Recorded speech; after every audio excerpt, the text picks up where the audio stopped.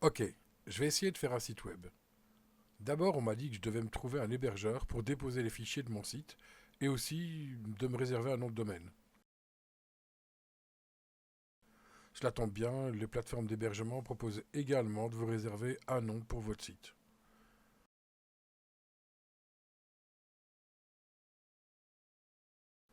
De mon côté, je vais démarrer mon projet avec Infomaniac, un hébergeur suisse bien connu.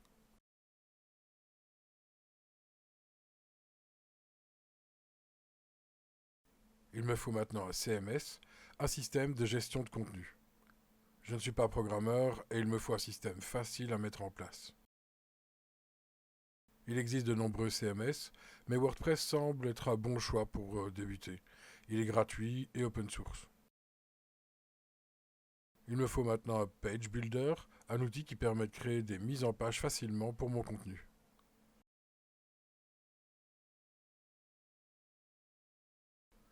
D'après le site web et Marmite, Elementor, Divi et BV Builder sont de bons outils.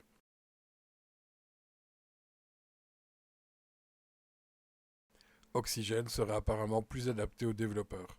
Pas étonnant qu'un ami programmeur me l'ait conseillé. Perso, je suis débutant et je pense que Divi devrait faire le taf. Bon, le plus important finalement, il me faut une idée. Bah oui, c'est mieux. Alors moi, je veux faire un site fun et je veux tester plein de trucs. Bon, bah je vais appeler mon site Fun Lab et puis .be vu que je suis en Belgique. Sur FunLab, on va explorer, tester, s'amuser. Je vais maintenant essayer de définir le contenu et la structure du site. Pour FunLab, il me faut une identité visuelle, un logo ludique, coloré, un ton de communication avec un langage léger, humoristique, mais aussi informatif et de qualité, un format vidéo avec des articles, des reviews, comparatifs, tests de situation réelle, challenge liés aux produits, stratégie réseaux sociaux, créer de l'interaction avec les communautés via des sondages, des concours et des vidéos. Public cible, peut-être des 15-35 ans. Structure du site web, FunLab, page d'accueil, une manière dynamique avec le slogan de FunLab, un aperçu des dernières vidéos et articles mis en avant, une section catégorie populaire, gadgets et objets connectés, intelligence artificielle au quotidien. C'est le moment de démarrer. Infomaniac m'a proposé d'installer WordPress et Divi en 2 clics. J'arrive sur le tableau de bord de WordPress, le back-office. En cliquant sur la petite maison en haut à gauche, j'arrive sur le site. Pour le moment, il n'y a pas grand-chose. Je reclique sur la maison pour revenir au tableau de bord. Si je vais dans les articles, je vois qu'il y a déjà un article présent. Si je repasse sur le site, je le vois sur la home page.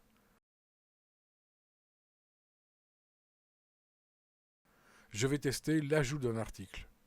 Pour le moment, je vais utiliser la mise en forme par défaut. Je testerai le Divi Builder plus tard. Je mets un titre et un peu de contenu.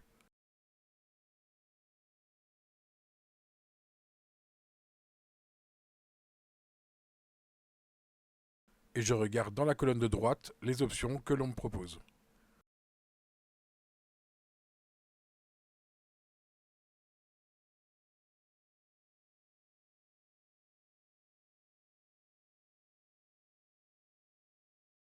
Je choisis de mettre les commentaires en fermé sur cet article. Il y a pas mal d'options, mais pour le moment, je vais juste laisser assis et publier.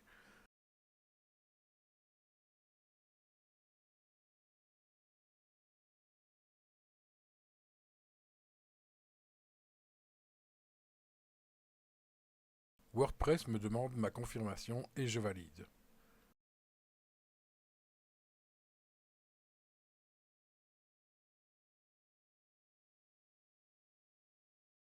Je retourne sur mon tableau de bord et mon article est bien là.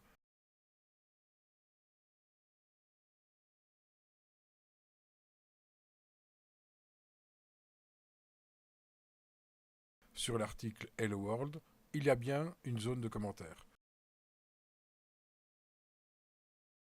Sur mon article, comme demandé, il n'y en a pas.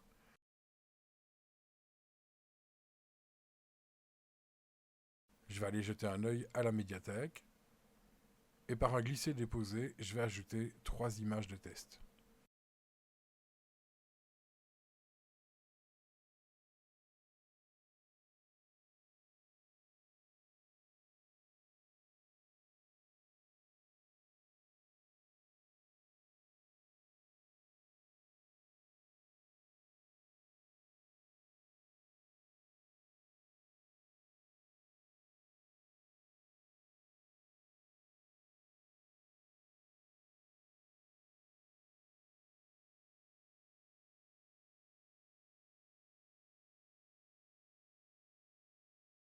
Je retourne dans mon article car j'y avais vu un bouton pour définir une image mise en avant.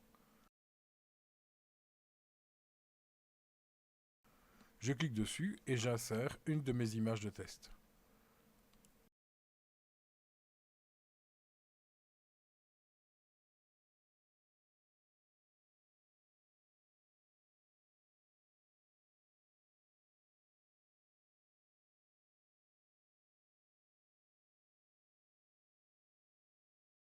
Je retourne sur le site et je vois bien mon image accrochée à mon article et possédant un lien vers sa version plus complète.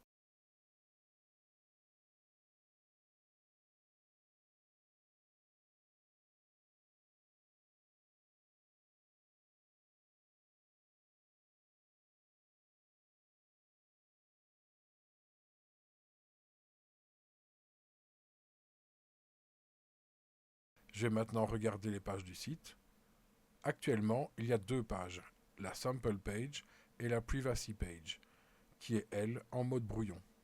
Si je repasse sur le site, je vois bien cette Sample Page dans le menu.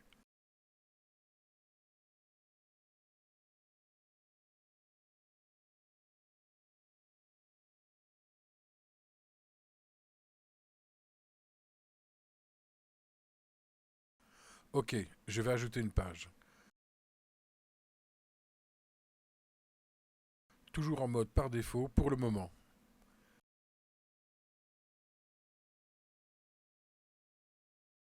Je mets le titre avec un peu de contenu.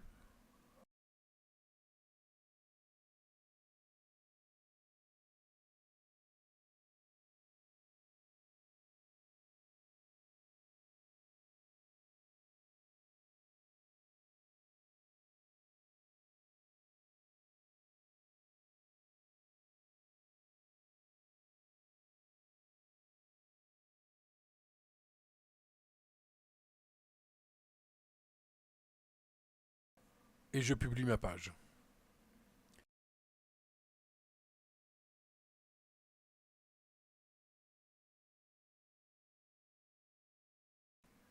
Elle apparaît bien dans le menu, elle aussi.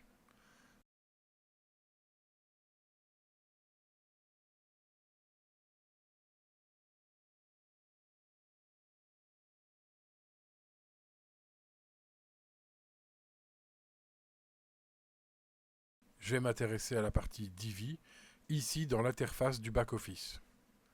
Il y a plusieurs parties dans le sous-menu.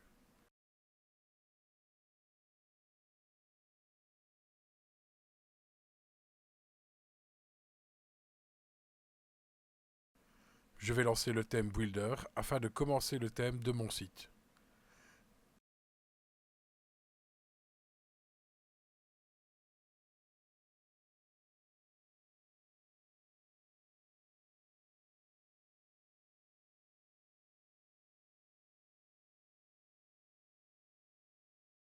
Je commence un premier modèle en réalisant le header du site, c'est-à-dire le haut du site, avec le logo et le menu par exemple. En cliquant sur le plus vert, je vais pouvoir ajouter une ligne de colonne au choix. Je ne sais trop quoi prendre pour démarrer.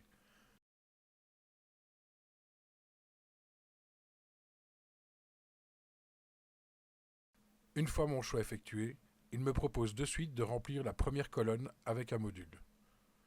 Je vais décliner le temps d'observer la structure qui est présentée.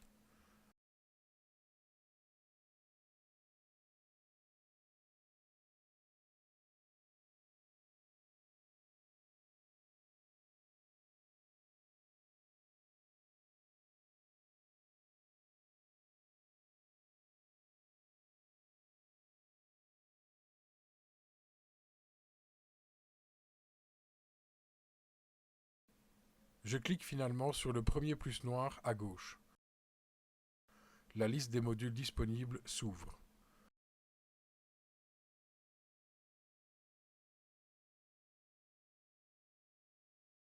Il y en a vraiment beaucoup.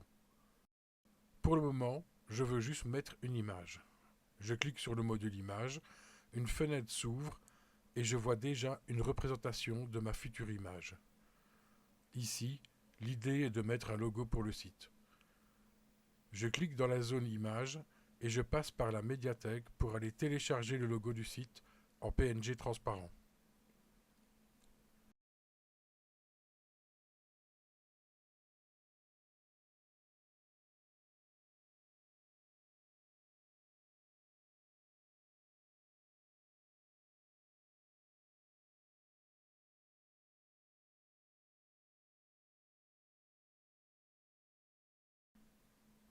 Je regarde les options et je valide.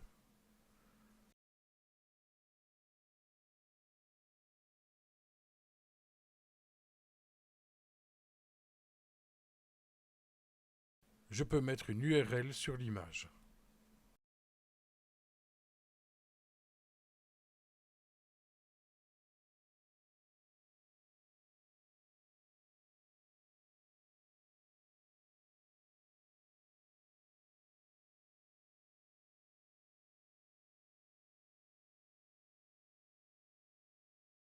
J'utilise la barre de recherche pour ajouter un module de menu.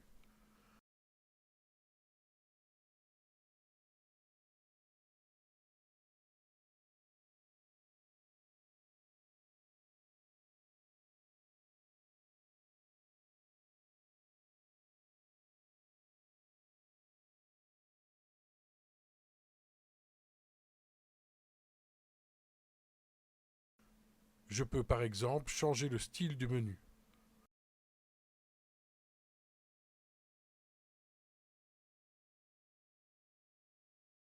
Mais je vais finalement aller changer ma disposition de colonnes et repasser en 2 colonnes au lieu de 3.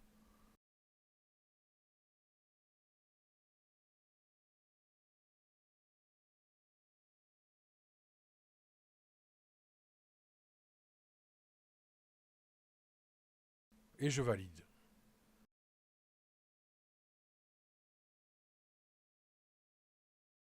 Je clique maintenant sur le petit engrenage du module menu afin d'aller modifier différents styles.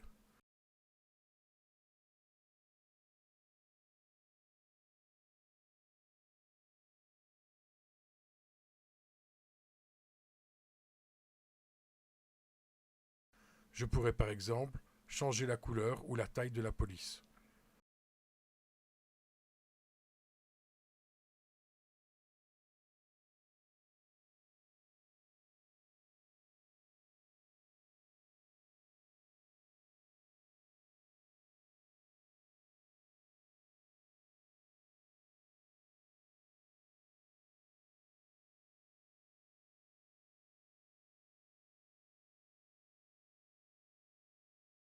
Je vois que je peux aussi influencer la taille des espaces et des marges autour des blocs.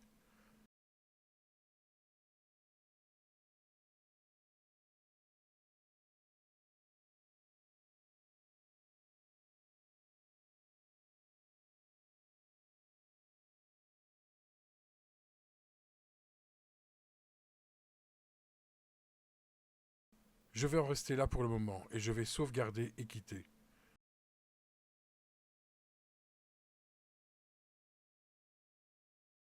J'ai maintenant une en-tête personnalisée pour toutes mes pages. Je repasse sur le site pour aller voir. Oups. Oui, je veux rester sur la page. Ok, je dois d'abord aller cliquer sur sauvegarder.